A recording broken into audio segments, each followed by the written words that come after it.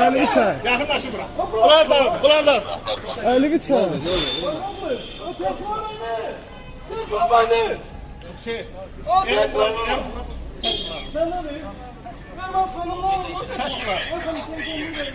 Çok gidiyor. Bak şu da oğlum. Tut sağla.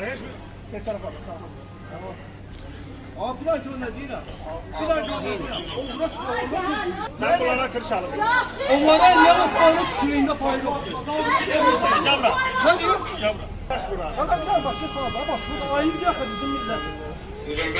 Ha, bir dinlenme yetişirip yanmış ha. Olsun bundan sen. Ben masası. Olsun mu kadar? Ha. Allah'ım olsun. Nelemiş ha? Öyle değil. Ha, kim yapıyor? Bir başına.